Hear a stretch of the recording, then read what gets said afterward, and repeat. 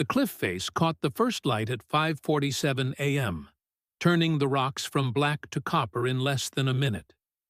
David Reeves, 38 years old, had been photographing raptors across East Africa for 14 years. He had crawled through termite mounds, slept inside dried riverbeds, and once spent 41 hours in a camouflaged hide waiting for a single crowned eagle to return to its nest. Nothing surprised him anymore, but on that morning, crouched on a granite ledge 200 meters above the Mara River Valley, something made every hair on his arms stand up. A cry. Not a bird. Not wind through rock. A high-pitched, desperate wail that bounced off the cliff walls and hit him in the chest, like a fist. David lowered his camera and listened. The sound came again, weaker this time, from somewhere below and to the east.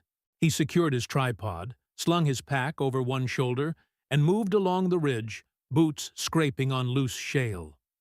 30 meters. 50. The cry grew louder with each step. Then he reached a gap in the rock and looked down. His stomach dropped. 8 meters below, on a ledge no wider than a dinner plate, a lion cub clung to the stone with her front paws. She was small, maybe 3.5 months old, 12 kilograms at most. Her back legs dangled over a 40-meter vertical drop to the boulder field below. Her tiny claws scraped against the rock, sending pebbles into the void.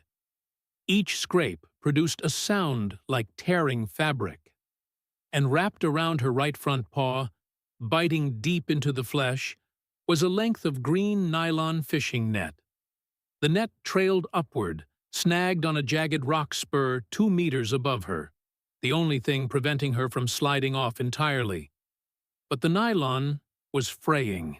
3 of the 5 strands had already snapped.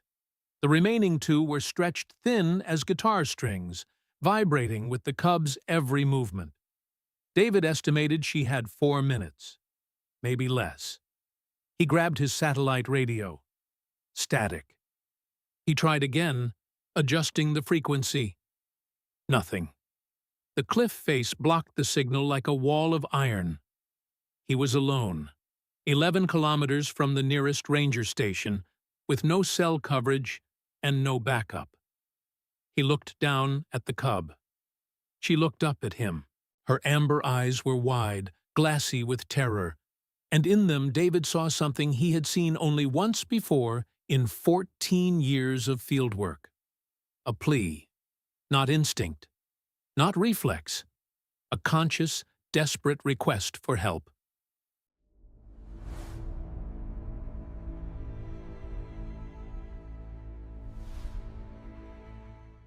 David pulled the 30-meter climbing rope from his pack. He always carried it for cliff photography. He scanned the ridge and found what he needed 3 meters to his right. A cylindrical rock column, about 60 centimeters in diameter, jutting upward from the ledge like a stone bollard. Solid granite, fused to the bedrock. He looped the rope twice around the column, tied a double figure 8 knot, and pulled with his full 84 kilograms of body weight. The knot held. The column did not move. He fed the rope through his harness, clipped the descender, and backed toward the edge. The wind hit him immediately, a hot blast at 39 degrees Celsius that dried the sweat on his face before it could drip. Below him, the cub let out another cry. He could see blood on the ledge now, dark and fresh, where the nylon had cut through skin to muscle. David went over the edge. The descent was 8 meters of controlled terror. His boots found cracks in the rock, then lost them. His left hand burned on the rope as he adjusted speed. A chunk of sandstone broke loose under his right foot and tumbled into the abyss. He counted 3 full seconds before it hit the bottom. 40 meters. He did not look down again. At the 7-meter mark, he saw the hyenas. 5 of them, mottled brown and gray, pacing at the base of the cliff directly below, their heads tilted upward, watching. They had heard the cub's cries. They were patient. They were waiting for gravity to deliver their meal. David reached the ledge and pressed his back against the rock face. There was barely room for his boots beside the cub's trembling body. Up close, the damage was worse. The nylon net had cut a groove 2 centimeters deep around her paw, exposing raw pink tissue underneath. The fur around the wound was matted black with dried blood and flies. Her ribs pressed against her skin like fingers pushing through fabric. She had been here for days. She snarled at him. A tiny, desperate sound, more fear than aggression, her lips pulling back to reveal milk teeth no longer than pencil tips. David slowly unzipped his field jacket and draped it over her head, covering her eyes. The darkness calmed her almost instantly. Her breathing slowed from frantic panting to deep, shuddering gasps. He pulled his folding knife from his belt and opened it with his teeth.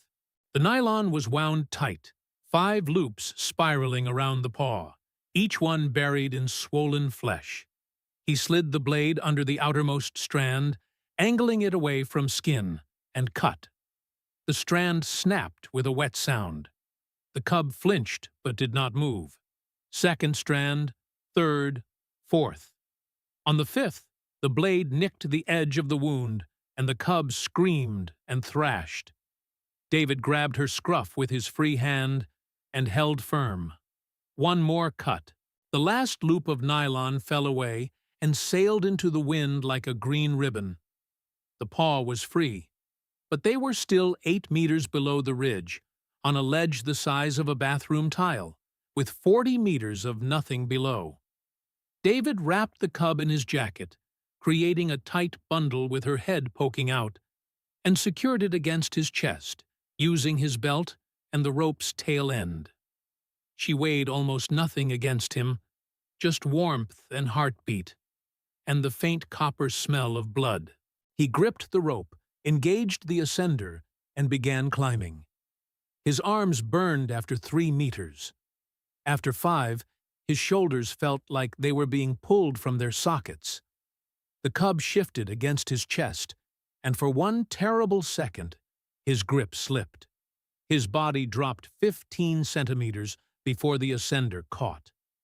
The hyenas below erupted in excited whoops. David closed his eyes, breathed once, and kept climbing. He reached the top at 6:23 a.m. Total time on the wall, 14 minutes. He rolled onto flat rock and lay there, chest heaving, the cub still bundled against him. For 30 seconds, neither of them moved. Then the cub pushed her nose through the jacket and licked the salt from his jawline. One small, rough tongue against his skin. David laughed for the first time in days.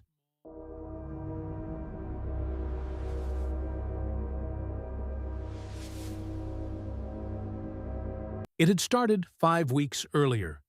Poachers working the northern escarpment had been setting drift nets across the cliff faces to trap Varro's eagles.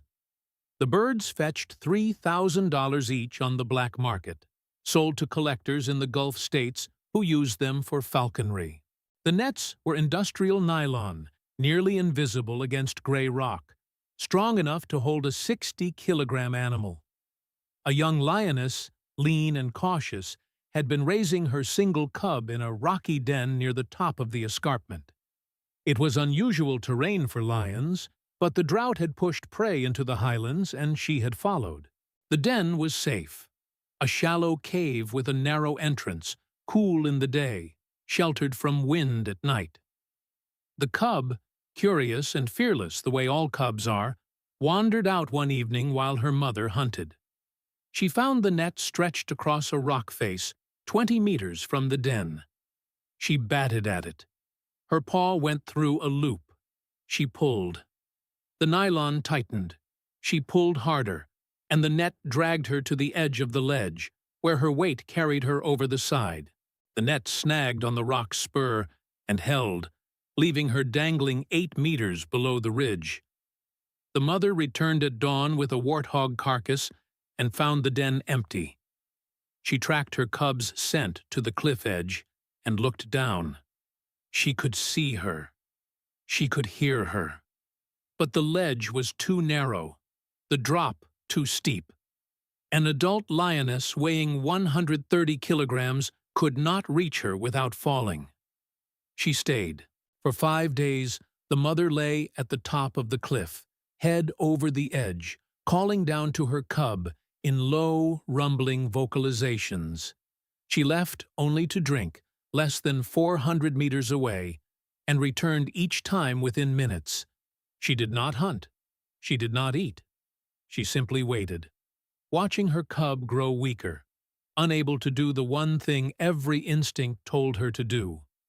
On the morning David arrived, the mother had been gone for less than an hour, driven to the river by desperate thirst. That was why he did not see her. That was why he thought the cub was alone. But she was never alone.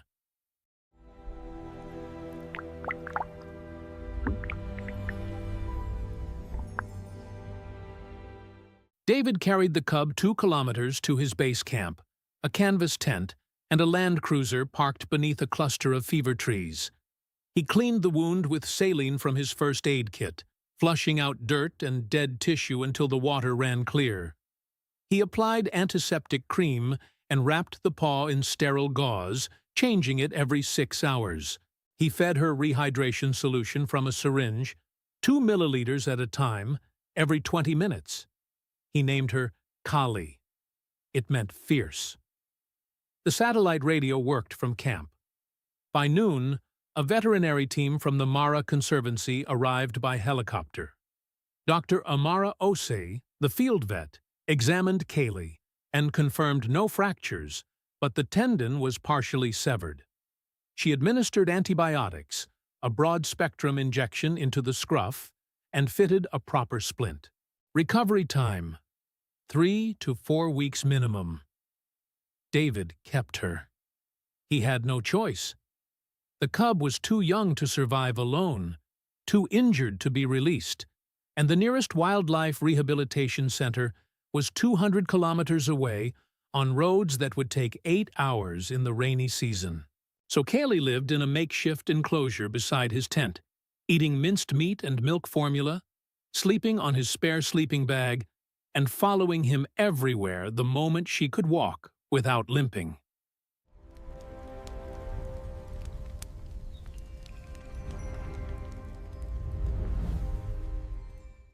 On the 9th night, David woke to a sound that made his blood freeze.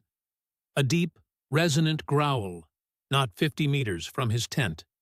He grabbed his flashlight and stepped outside. 2 amber circles reflected back at him from the darkness beyond the fever trees. A full-grown lioness, lean and still, staring directly at the enclosure where Kaylee slept. Kali woke and called out, a small, excited chirp. The lioness answered with a low chuff, a sound lions make only for their own. It was the mother. She had tracked her cub 11 kilometers across the escarpment. David opened the enclosure. Kaylee limped out, crossed the open ground, and pressed her face into her mother's neck. The lioness lowered her massive head and licked the splint on her cub's paw, slowly, carefully, as if she understood it was meant to heal. Then she looked at David, not with threat, not with gratitude in any human sense, but with something he had never seen directed at him by a wild predator. Acknowledgement. She held his gaze for 7 full seconds, then turned, nudged Kaylee forward, and walked into the darkness. David stood barefoot in the red dirt and watched them disappear. He did not follow.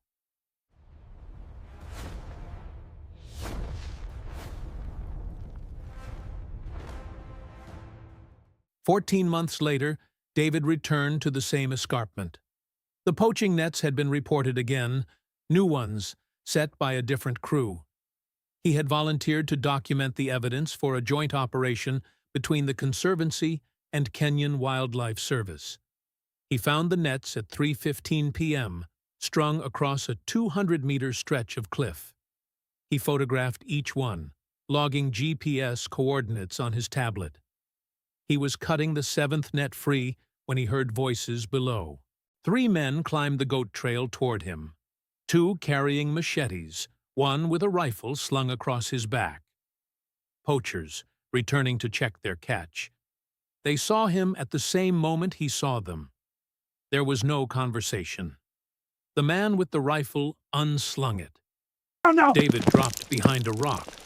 A shot cracked off the stone 6 inches from his head, spraying fragments into his cheek. He ran. The escarpment was a maze of boulders and ravines.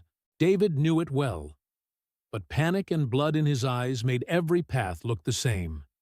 He cut left, then right, then left again, and suddenly the ground was gone.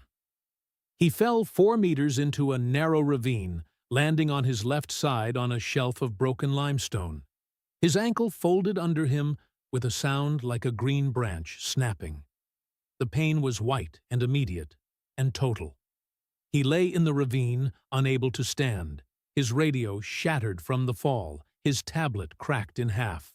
The sun dropped below the ridge at 6:40 p.m. Temperature fell from 37 to 19 degrees in less than an hour. He could hear the poachers searching above, their voices fading as darkness pushed them back toward their vehicle. They would return at dawn. But the poachers were not the immediate problem. At 8:15 p.m., the first hyena appeared at the rim of the ravine. Then a second. Then 4 more. 6 animals, drawn by the smell of blood from his ankle and the cuts on his face. They paced the edge, their eyes catching starlight, their jaws clicking in that wet, anticipatory way that David had recorded 100 times through a telephoto lens, but never heard this close. He gathered dry grass and sticks from the ravine floor and struck his emergency lighter. The flame caught. A small fire, barely enough to warm his hands, but it held the hyenas at the rim. For now, he had fuel for maybe 2 hours. After that, darkness would decide. At 10:47 p.m., the fire was dying. The hyenas had stopped pacing. They were sitting now, 6 silhouettes against the stars, patient as stone. David fed the last handful of grass into the embers and watched the flame shrink to a blue whisper.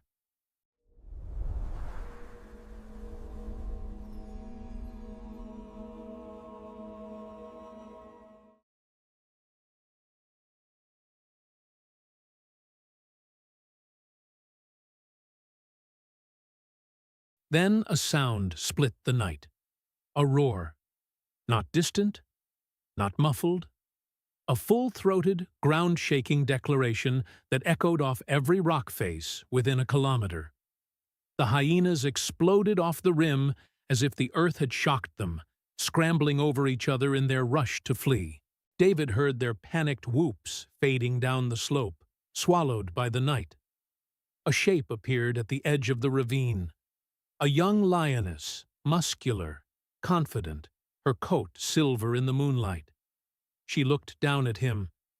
David saw her right front paw. Even in the darkness, he could make out the scar. A thick band of raised tissue circling the wrist, pale against tawny fur. A nylon net leaves a mark that never fully disappears. Kaylee. She descended into the ravine in 3 fluid leaps and settled beside him, her flank pressing against his injured side. Her body heat was immediate, radiating through his shirt like a furnace. She was easily 120 kilograms now, all muscle and predatory grace, but she lay against him with the same gentle weight she had used as a cub sleeping on his chest. Then a second shape appeared above. Larger, heavier, the mother, standing at the rim, scanning the darkness with the calm authority of an animal that feared nothing in the night. She did not come down. She did not need to. She simply stood guard, a silhouette against 10,000 stars, and nothing in the Mara dared approach. David lay in the ravine with Kaylee pressed against him and looked up at the mother he had never expected to see again. His eyes burned, and it was not from the smoke. At 6:12 a.m., the Conservancy helicopter spotted his emergency lighter's last flare, a red streak he had saved for dawn. The paramedics found him with a fractured ankle, mild hypothermia, and a young lioness sleeping beside him who stood up, stretched, and walked calmly into the bush, only when the rotors were directly overhead. The mother had already gone, vanished with the darkness. David spent 4 weeks in recovery. His ankle healed with 2 titanium pins, and a scar, he said, matched Kaylee's. The photographs from his broken tablet were recovered by a forensic data specialist in Nairobi. They led to the arrest of the poaching ring operating on the escarpment. 7 men, 14 years of combined sentences, 212 nets removed from the cliffs in the following month. David returned to the escarpment on a Tuesday in March, alone just before dawn. He sat on the same granite ledge where he had first heard a cry that changed his life. The sun came up copper and gold over the Mara River. Somewhere in the valley below, a lion roared. He could not be sure it was Kaylee. He could not be sure she remembered him the way he remembered her. But he was sure of one thing. 14 months earlier, he had tied a rope around a rock and climbed down a cliff because something in a cub's eyes told him she was worth the risk. And 14 months later, she had walked into a ravine full of hyenas because something told her he was worth the same. Some debts are not paid in words. They are paid in presence, in warmth against cold, in standing guard when the night is darkest. Every net that hangs on a cliff is a choice. Every piece of nylon that cuts into flesh was placed there by a human hand. And every scar that an animal carries for life is a reminder that we owe them more than we have given. The wild does not forget. Neither should we. If this story moved you, subscribe and hit the like button for more rescues from the savannah. Tell me in the comments, should poaching nets carry the same penalties as poaching itself? See you in the next one.